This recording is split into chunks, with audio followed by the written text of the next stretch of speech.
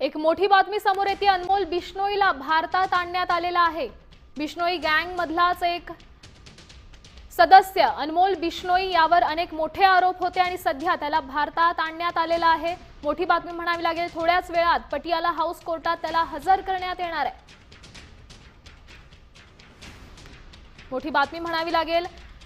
सुरक्षा विभागाकडून या संदर्भात अधिकची माहिती देत आहेत आपले प्रतिनिधी विशाल सौने। विशाल, काय सांगाल? अनेक मोठे आरोप आहेत। अनमोल बिश्नोईला भारतात आणण्यात आलाय। खरं तर अनमोल बिश्नोई गँगचा हा सगळ्यात मोठा एक गुंड जो आहे तो सध्या आता भारताच्या ताब्यात आलेला आहे।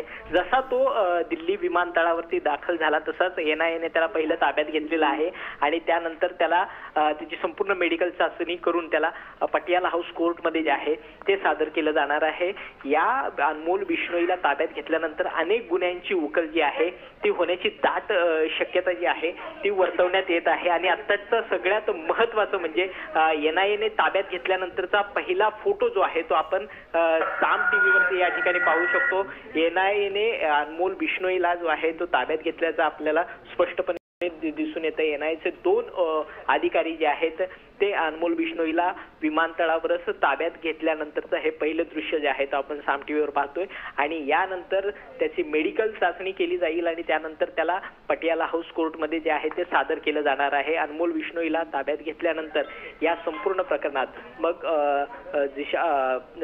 बाबा सिद्दीकी हत्या प्रकरण असेल किंवा धन्यवाद दिलेल्या या सविस्तर माहितीसाठी। बाबा सिद्दीकी यांची हत्या असो किंवा मग सलमान खान याच्या घरावरील गोळीबार असो असे अनेक मोठे आरोप अनमोल बिश्नोईवर आहेत आणि सध्या त्याला भारतात आणलं गेलंय।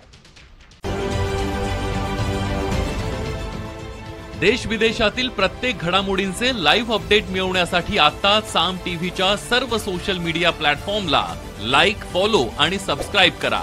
तसंच सर्व नोटिफिकेशनसाठी बेल आयकॉन प्रेस करायला विसरू नका।